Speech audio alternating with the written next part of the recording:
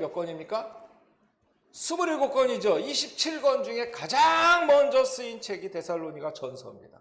후서 빼고요. 후서는 나중에 쓰인 거예요. 데살로니가 전서 가장 먼저 기록된 책이에요. 그러니까 언제 기록됐느냐? 예수님 부활 이후에 대략 한 15년에서 20년 지난 뒤에 기록됐어요. 그러니까 예수님이 우리가 33년으로 계산을 하면 AD 33년을 계산하면 바울이 데살로니가를 쓴 거는 대략 50년에서 55년 사이다. 학자들은 그렇게 얘기를 합니다. 그러니까 복음서 중에서 가장 먼저 기록된 복음서가 뭐예요? 마태복음 아닙니다. 마태복음 먼저 있다고 마태복음 그러시면 안 돼요. 뭡니까? 마가복음이죠. 마가복음보다 10년에서 20년 더 먼저 기록된 것이 데살로니가 전서예요.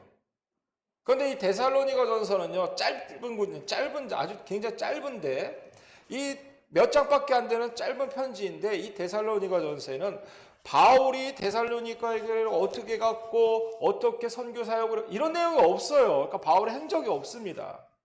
그래서 우리가 이 데살로니가에서 바울이 어떻게 활동했는지를 알려면 뭘 참고를 해야 되냐면 사도행전을 참고를 해요. 근데 사도행전은 데살로니가서보다 먼저 쓰인 게 아니에요. 한참 뒤에. 사도행전은 저 한 100년 가까이 됐을 때, AD 100년 가까이 됐을 때 쓰인, 한 90년, 100년. 거의 요한복음이랑 비슷한 시기에 쓰여진 것이 이 사도행전이에요. 네. 그러니까 우리는 사도행전을 통해서 바울의 이 전도 이력을, 선교 이력을 확인할 수가 있습니다. 그러니까 참고를 하셔야 됩니다. 자, 사도행전에 보면은요, 바울이 이방 선교의 첫 시작을 하면서 유럽의 첫 관문이 유럽을 선택했죠. 동쪽이 아니라 서쪽으로 왔는데 유럽의 첫 관문이 어디였었냐면 에베소라는 동네. 지금은 다 이곳이 다 어디 있냐면 터키, 지금 터키 쪽에 있는 거예요. 다 터키 쪽에. 터키. 지금은 터키가 이슬람 국가입니다만 과거에는 거기가 쉽게 얘기하면 안디옥 교회의 그 뿌리들이 있었어요. 안디옥 교회. 그거를 뭐라고 얘기를 하냐면 동방교회라고 얘기를 합니다. 동방교회, 동방불패가 아닙니다. 중국에서는 동방불패랑 전혀 관계없어요. 동방교회, 로마에서 생겨난 서방교회, 그리고 안디옥 교회를 중심으로 해서 터키, 지금 이제 그리스 이전까지 터키 지역에 세워진 교회가 동방교회예요. 근데 여기가 이슬람화 되다 보니까 이 동방교회가 어디로 올라갑니까? 북쪽으로 올라가서 저 어디 있어요? 러시아에 있는 거예요. 러시아에. 정교회라고 얘기를 하죠. 그게 동방교회입니다. 네, 동방교회요. 한번 참고로 알아두시면 되고 어쨌든 간에 에베소라는 것은 지금 터키 지역에 있습니다. 네, 이 터키, 그러니까 유럽의 첫 관문인 빌립보에서 바울은 처음 복음을 전합니다. 이게 이방 선교의 시작점이에요. 바울이 빌립보에서 복음을 전했을 때 많은 사람들이 바울의 복음을 받아들이고 예수를 영접합니다. 하지만 바울의 복음을 좋아했던 사람도 있지만 어떤 사람도 있어요. 싫어했던 사람들, 반대자들, 바울을 반대하던 자들의 모함으로 바울과 실라는 감옥에 갇혀요. 여러분이 잘 아시는 아주 유명한 이야기가 나오죠. 사도행전에 보면 바울과 실라 감옥에 갇혔습니다. 막 우리 같으면 막 내가 여기 왜 갇혔어? 억울해. 막 이럴 텐데 바울과 실라는 뭐합니까? 조용히 기도하고 막 찬양을 했어요. 찬양을 하니까 갑자기 어떤 일이 벌어져요? 지진이 나죠? 그러면서 감옥문이 털컹 하고 열려버려요. 놀라운 일이죠. 그걸 지켜보는 간수관은 어떻게 됐어요? 당연히 겁을 먹습니다. 근데 그걸 계기로 해서 바울과 실라는 그 간수와 그의 가족의 복음의 씨앗을 뿌리죠. 이게 빌립보에서 일어난 일이에요. 빌립보에서. 그리고 이 간수의 가족들, 간수의 가족들의 배웅을 받고 그 다음 도시로 떠나간 곳이 바로 오늘 우리가 읽은 데살로니가라는 도시입니다. 데살로니가라는 도시. 저도 TV에서 이 데살로니가라는 도시를 봤어요. 봤는데 참 신기하게 생겼어요, 여러분들. 나중에 한번 지도로 한번 찾아보세요. 어떻게 생겼나. 양쪽 끝이 아주 호축하게 생겼어요. 데살로니가라는 도시는. 바다가 양쪽에 있어. 서로 다른 바다가. 이 바다랑 이 바다랑은 틀려요. 서로 다른 바다. 아주 홀쭉해요. 그래서 이 바다가 너무 가까우니까 배가 이쪽으로 가려면 어떻게 돼요? 뺑 돌아가야 되잖아요. 그래가지고 여기를 뭐 파버렸어. 이 국토의 절반을 그냥 파버려. 운하를 끌어버렸어. 운하를.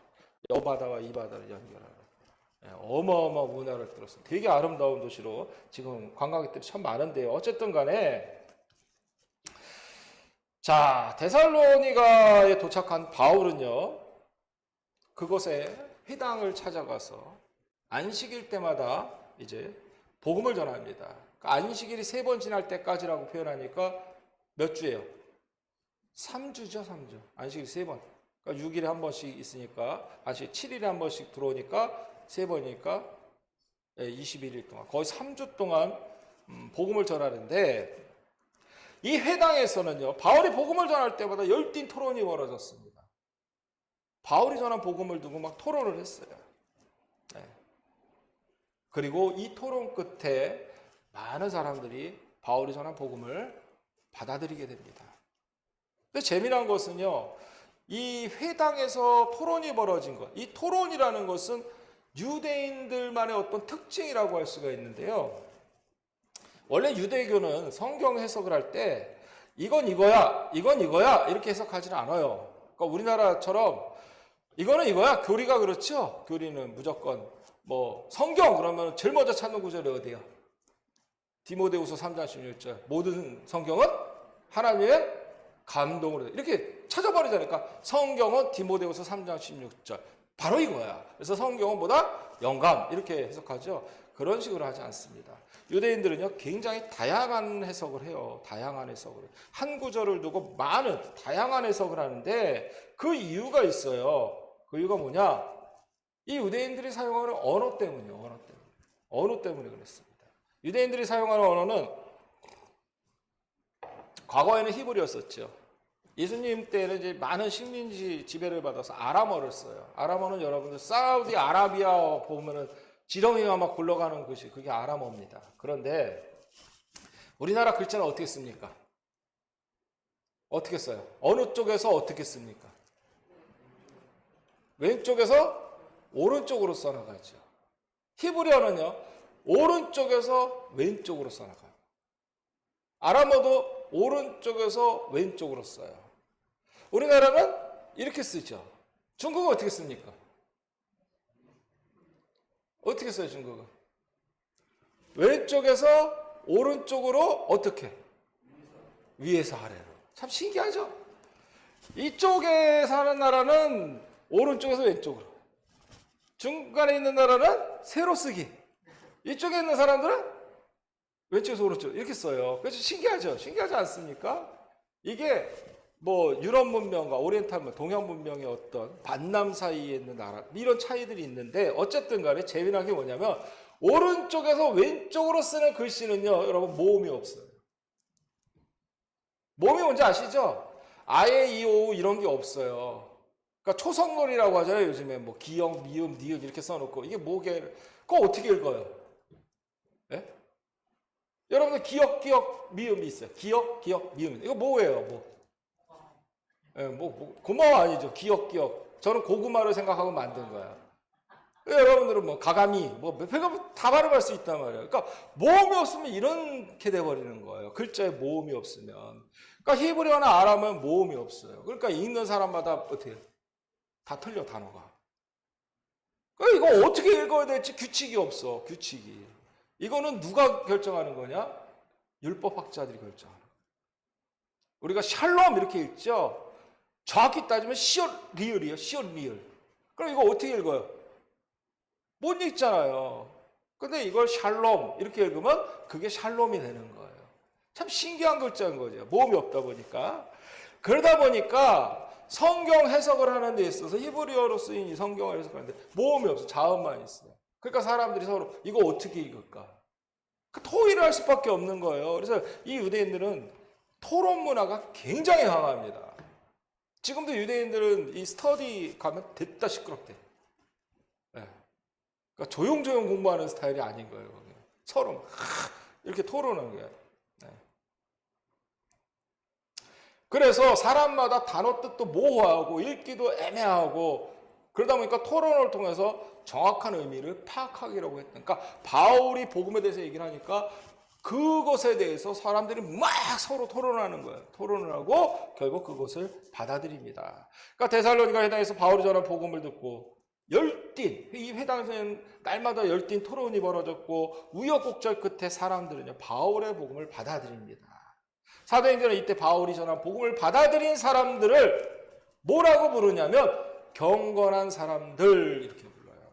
이 경건한 사람들이라는 것은 다른 사람이 볼 때 저 사람 신앙생활 참 잘해, 뭔가 좀 달라 보여, 이런 게 경건한 사람이 아니라, 여러분 신약 성경에서 이야기하는 경건한 사람은요 유대인이 아니야. 유대인이 아니면 뭐요? 이방인이죠. 이방인이지만 어디에 다니는 사람? 유대교 회당에 정말 열심히 다니는 사람이 바로 경건한 사람들이에요. 그러니까 그 당시 때 세상을 구별하는 인종 구별법은 두 개예요. 유대인들은 우리 같은 유대인이냐 뭐냐? 이방인이냐. 근데 이방인들 중에 보니까 우리처럼 이렇게 회당에 와서 열심히 하는 사람들이 있어. 이런 사람들을 뭐라고 부르는 거예요? 구별돼서 부르려고 하는 말이 경건한 사람들 이렇게 부른 거예요. 참 못돼 먹은 것 같아요. 제가 보면 경건한 사람들이 참 좋은 의미 같지는 않아요.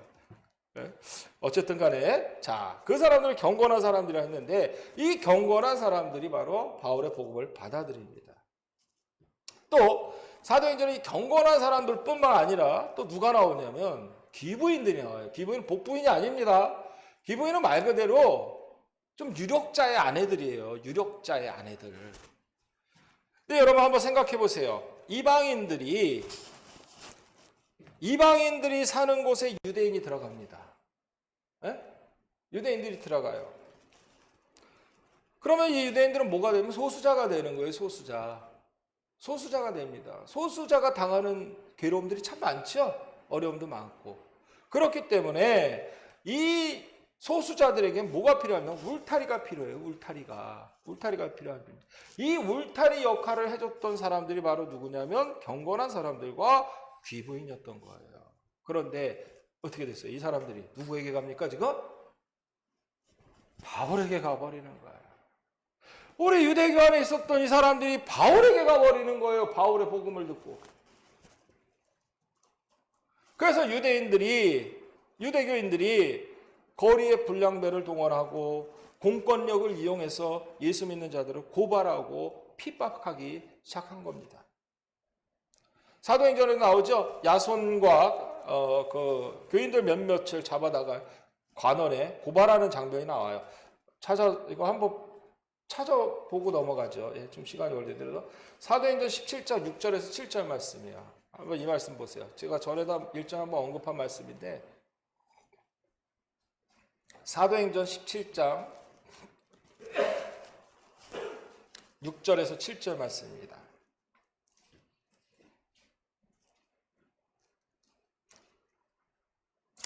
자, 같이 볼까요? 이 말씀. 자, 그러나 그들을 찾지 못하고 야손과 신도 몇 사람을 시청 관원들에게 끌고 가서 큰 소리로 외쳤다. 세상을 소란하게 한 그 사람들이 여기에도 나타났습니다. 그런데 야손이 그들을 영접하였습니다. 그 사람들은 모두 예수라는 또 다른 왕이 있다고 말하면서 황제의 명령을 거슬러 행동을 합니다. 그랬어요. 여러분 여기 보시면요. 유대교인들이 야손과 신도들을 고발한 그 공소장에, 고발장에 제명이 있어요. 제명. 그죠? 제명이 뭡니까? 예? 세상을 소란하게 하는 사람들. 우리 예전에 개역개정 성경 볼 때 세상을 시끄럽게 하는 사람들이에요. 그러니까 예수 믿는 사람들은 시끄러운 사람들인 거야.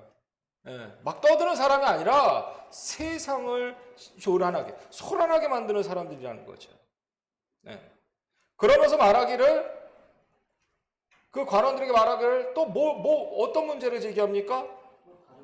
예, 또 다른 왕이, 예수라는 또 다른 왕이 있다면서 황제의 명령을 거슬러 행동을 합니다. 황제의 명령을 거슬러 행동하는 건 반역입니다. 그죠? 예, 그러니까 이 당시 때 그리스도인들에게는요, 반드시 두 개가 쫓아다녔어요. 첫째는 뭐냐면 세상을 시끄럽게 하는 사람, 소란하게 하는 사람. 둘째는 뭐예요? 왕 대신 다른 왕을 믿는 사람. 이렇게 돼버리는 거예요.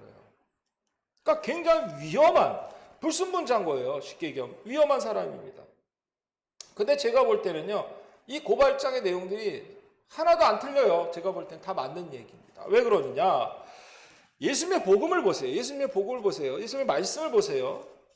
예수님의 말씀의 특징이 뭐냐면 그 당시 때 로마 사회가 당연하게 여겨왔던 것들을 다 뒤집는 말씀이 예수님의 말씀이었어요. 다 전복시키는 말씀이었습니다. 힘 있는 사람이 힘없는 사람을 다스리고 핍박하는 게 당연한 때였습니다. 이거 여기에 대해서 당신 왜 저 사람 왜 괴롭혀요? 당신이 왜 노예를 왜 때려요? 문제를 제기하는 사람이 하나도 없었어. 그냥 노예가 맞으면 뭐예요? 그냥 노예니까 맞는 거구나. 이렇게 사람들은 생각을 해서 당연하게 여기면서 살았습니다. 네?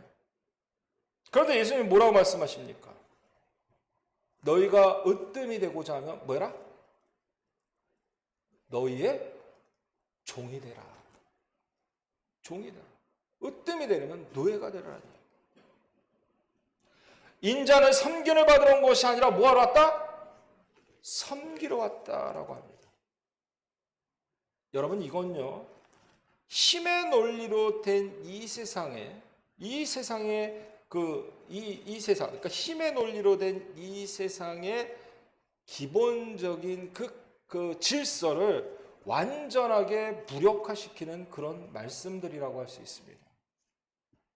이게 여러분 예수의 복음입니다. 그래서요, 영어 성경에 보면은 세상을 소란하게 하는 자, 그러니까 우리는 별로 이렇게 우리나라 말이 참 좋은 게 굉장히 디테일한 언어이긴 한데 때로는 이렇게 잘 마음에 와닿지가 않아요. 세상을 소란하게 하는 자, 이걸 영어에서는 뭐라고 했냐면 업사이드 아시죠? 축구에서 업사이드. 이 윗면, 이 업사이드 다운이에요. 그러니까 이게 뭐예요? 위아래가 바뀌어버렸다라는 얘기예요. 그러니까 세상을 소란하게 막 고성방가하라는 얘기가 아니라 전도지 돌리느냐고 열심히 그렇게 떠들고 다니라는 얘기가 아니라 뭐요? 세상을 바꿔버리는 사람이 그리스도인이었다라는 거예요. 네. 이 우리는 이 구절만 통해서도 알 수 있죠. 우리 사랑하는 성도님들, 기득권을 누리던 사람들이 볼 때 바울 같은 사람 아주 불편한 사람입니다. 정말 제일 싫은 사람, 제일 싫은 사람. 어제도 데모하더라고요 보니까. 여기서 보니까 을지로에서 어떻게 그거 뭐야?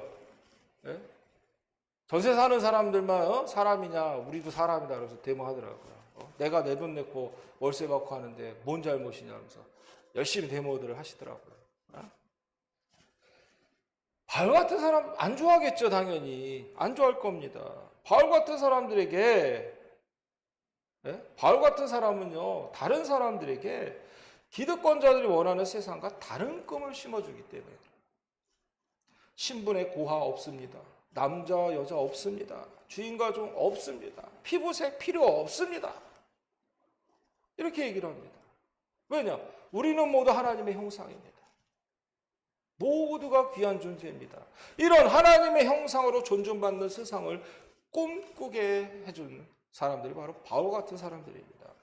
사람들이 만들어 놓은 이 분리의 장벽을 허물어 버리려고 했죠. 그러다 보니까 힘 있다고 으스대던 사람들에게 바울 같은 사람들은 뭐예요? 불온한 사람인 거예요. 불온한 사람이 될 수밖에 없어요.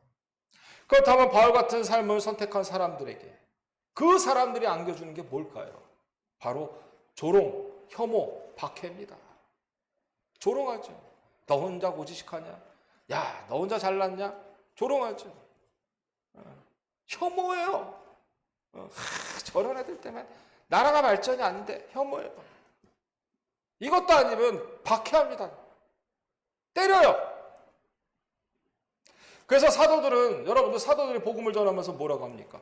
여러분, 복음을 받아들이면 그 어떤 어려움도 여러분에게 닥치지 않을 겁니다. 이렇게 전합니까? 오히려 뭐라고 합니까?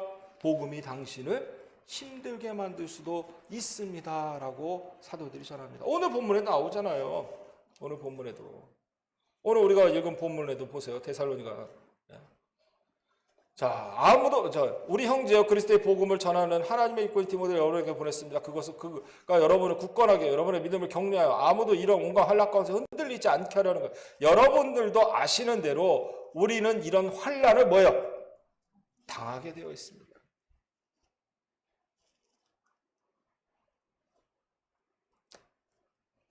요한은요, 그럼 왜 우리가 환난을 당하는 게 당연한 걸까요? 라는 질문에 요한은 이렇게 대답을 합니다. 요한복음 1장 19절에 보면요, 제가 읽겠습니다. 심판을 받았다고 하는 것은 빛이 세상에 들어왔지만 사람들이 자기들의 행위가 악함으로 빛보다 어둠을 더 좋아하였다는 것을 뜻한다 그랬어요. 그러니까 요한은 이미 우리 예수님을 통해서 빛이 이 세상에 들어왔지만 빛이 들어왔을까? 사람들도 그 빛을 알겠어요? 모르겠어요? 알아요. 알지만 사람들은 자기들의 우리의 이 행위가 더 악해서 빛보다 어둠을 더 좋아할 수밖에 없다라고 말합니다. 그러면서 이게 바로 심판이다 이렇게 얘기를 해요. 그러니까 심판은 죽은 다음에 하나님 앞에서 가서 심판받는 것도 있겠지만 요한이 말하는 심판은 내 마음의 빛을 영접하기 싫은 상태, 내 마음의 빛을 영접하기 싫은 상태가 바로 이미 심판을 받은 것이다. 그렇게 이야기를 합니다. 이제 바울은요, 어쩔 수 없이 데살로니가를 떠날 수밖에 없었습니다. 베레아를 거쳐 아테네로 갑니다. 아테네에 도착한 것. 뭐 철학에, 바울도 철학자죠? 굉장히 철학에 능통했던 사람인데 아테네 가서 할 일이 참 많았어요. 하지만 항상 걱정이 됩니다. 머릿속에 누가 남아있어요? 데살로니가 교인들이 남아있었어요. 아직 믿음이 없는 이 공동체가 자칫 박해를 받다 보면 무너지진 않을까 늘 걱정을 했습니다. 이런 동기에서 쓴 편지가 바로 오늘 우리가 읽은 데살로니가 전서예요. 그래서 이 데살로니가 전서를 읽어보면요, 바울의 마음을 알 수가 있습니다. 데살로니가 교인들을 향한 바울의 마음을 알 수가 있는데, 자, 그 앞절에 보세요. 2장 19절 말씀입니다. 자, 2장 19절 말씀. 한번 같이 볼까요? 바울이 어떤 사람인지, 데살로니가 교인을 향한 마음이 어떠했는지를, 자, 19절, 20절 말씀입니다. 같이 봅니다. 시작. 그분 앞에서 우리의 희망이나 기쁨이나 자랑할 면류관이 무엇이겠습니까? 그것은 여러분이 아니겠습니까? 여러분이야말로 우리의 영광이요 기쁨입니다. 바울은 데살로니가 교인에게 이런 마음을 가지고 있었던 거예요. 이게 만난 지 얼마 안 돼 데살로니가 교인을 향한 바울의 진심입니다. 박해조차 마다하지 않는 여러분이 바로 내 존재 그 자체입니다라는 고백이에요. 그래서 바울은 믿음의 아들인 디모데를 데살로니가에 보내기로 작정을 하죠. 바울에게 가장 중요한 동역자가 디모데예요. 바로 이 가장 중요한 인물을 어디로? 데살로니가로 보내 작정을 합니다. 그들의 믿음을 굳세게 하고 격려하기 위해서 말이에요.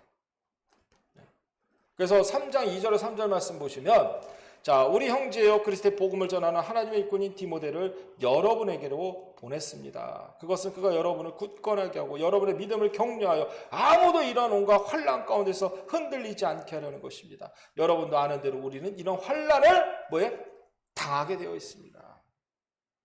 참 그리스도인의 숙명이야, 이 환난을 당하는 게. 그런데 여러분, 이 환난이라는 한자를 이제 찾아봤어요. 한자가 근심한 자, 근심, 걱정한, 재난, 고통, 병, 이 할 때 환자인데, 어려울 한자에, 이런 근심 한자에 어려울 난자가 환란입니다. 이게 한자로 환란이에요. 그런데 이 환이라는 한자를 가만히 들여다보니까, 여러분, 이 가운데 중자에다 밑에 마음심이 있으면 뭐예요? 충성충이라고 얘기를 하죠. 가운데 중에 마음심 하면 충성충이라고 얘기를 해요. 환자는요, 이 가운데 중자가 두 개예요. 그리고 그 밑에 마음심이 있어요. 가운데 중자 하나에 마음심이 있으면 충성입니다. 그런데 환란의 환자는요, 가운데 중자 두 개의 마음심자가 있어요. 이게 뭘 뜻하는 거겠습니까? 내 마음이 중심에 하나로 모아지면 충이 되지만 이게 나누어지면 뭐가 되는 거예요? 환이 된다라는 거예요. 마음을 가운데로 모으지 못하고 흩어지게 만드는 게 병이고 걱정이고 고통이고 근심이라는 거예요. 그런데 이렇게 환난은요, 참 환난의 어떤 그 특징이 있는데, 이 환란이 오면은 항상 사람들은요, 과거로 회귀합니다. 쉽게 얘기하면 과거가 더 좋았는데, 예전이 더 좋았는데, 이래요, 사람들은. 환란이 오게 됩니다. 여러분, 그 출애굽기에 보세요. 광야 생활에 하다가 힘들다 보니까 백성들이 맨날 하는 얘기가 뭐예요? 애굽에 있었을 때가 더 좋았는데. 그래서 좋긴 뭐가 좋아? 거기 있을 땐 뭐예요? 노예였었는데 좋긴 뭐가 좋아? 이게 인간의 버릇이에요. 옛 질서에서 누릴 것 다 누리면서 산 사람들은 새로운 질서를 만들려는 사람을 막 조롱하고 수모하고 고통을 막 가해서 지치게 만들죠. 그래서 스스로 포기하게 만듭니다. 아주 집요하죠. 옛날에 군사정권 때 이런 방법을 많이 썼어요. 운동권 학생들은. 회유도 하고 막 포기하게 만드는 거죠.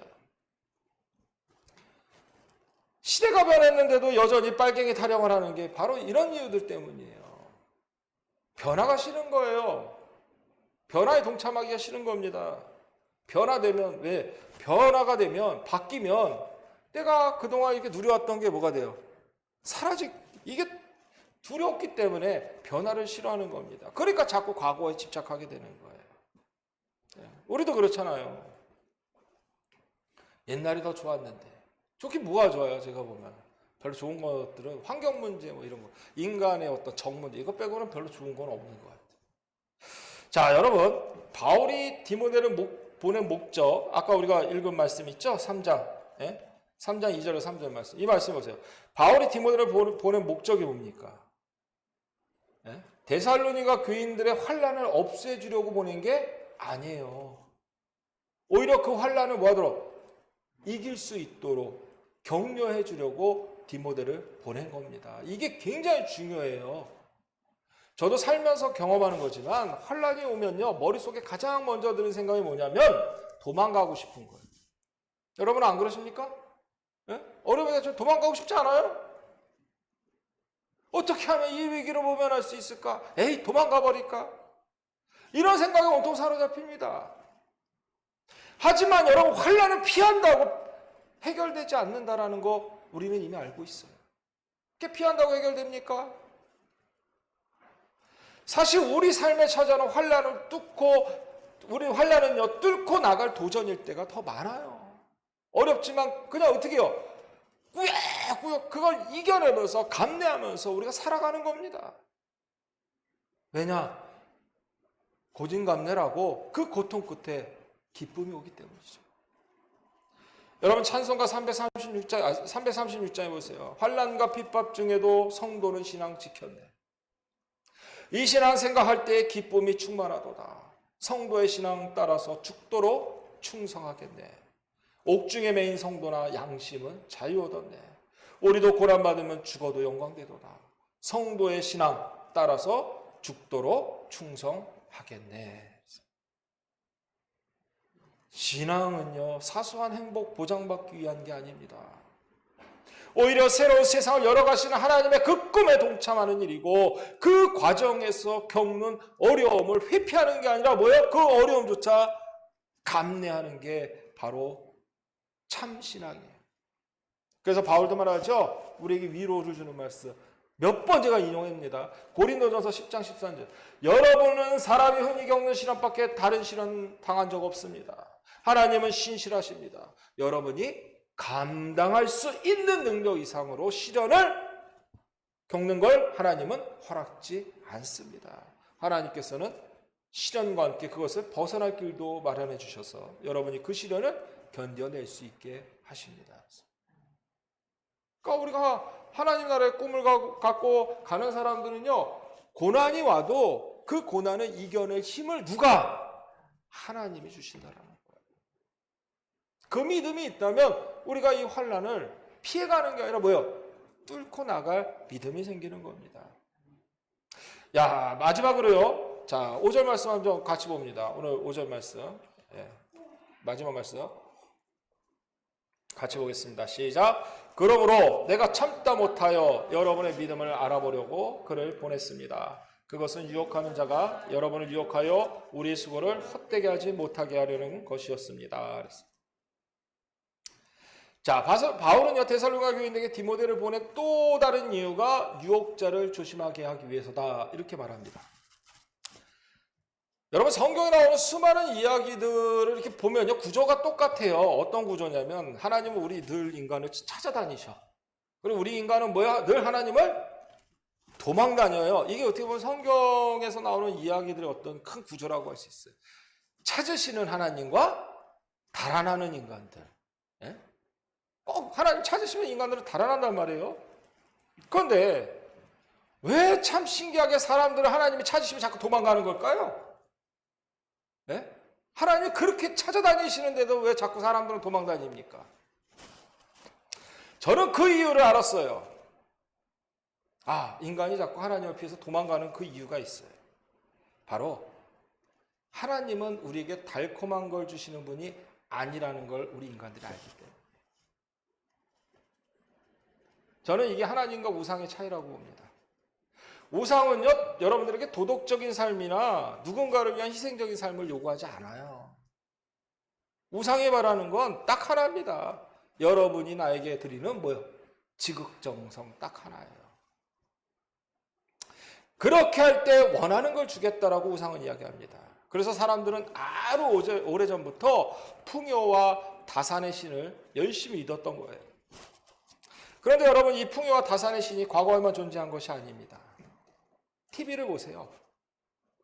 홈쇼핑과 광고가 늘 우리 눈길을 사로잡죠. 그것들은 언제나 우리에게 달콤한 속삭임을 줘요. 야, 너 이거 있으면 편해. 너 이거 구입해서 사면은 네 삶이 좀 편해져. 언제나 안락하고 멋진 삶을 누리려면 시도 때도 없이 우리 눈길 사로잡죠. 또 유튜브는 어떻습니까? 정보화 시대라는 가면을 쓰고 접근해서 우리에게 삶을 깊이 통찰할 시간을 주질 않아요. 저 깜짝 놀랐어요. 정말 저는 유튜브를 우리 현수나 수진이나 이런 어린아이들만 보는 건지 알았어요. 진짜. 나이 드신 분들이 더 많이 봐. 유튜브를 달고 사시더라고. 달고 사셔. 그분들의 뉴스통은 유튜브야.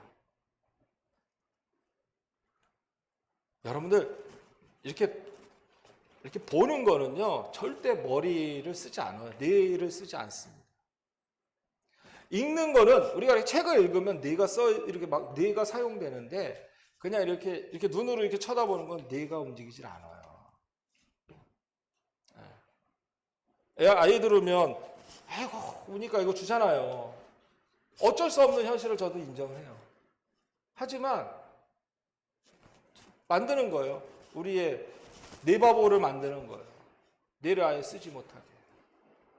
나이 먹으면 뇌가 어떻게 해요? 점점 죽어가요. 뇌세포는 재생이 안 돼요. 죽으면 끝입니다. 나이 먹으면요, 싫든 좋든 뇌세포가 죽게 돼 있어요. 그런데 고나와 남은 거라도 어떻게 돼?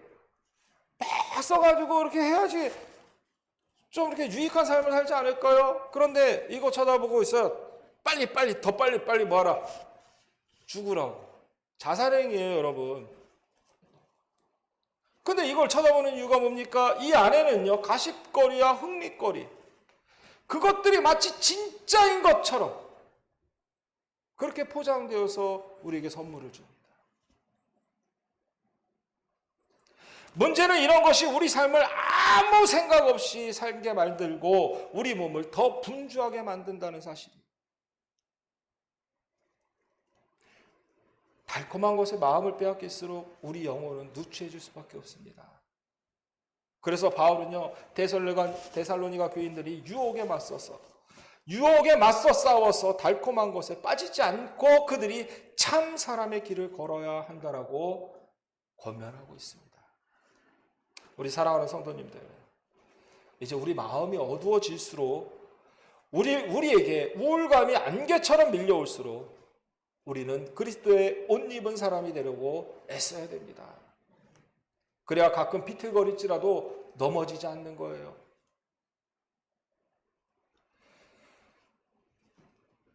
자고 오면하지 않는 믿음의 사람이 되어야 됩니다.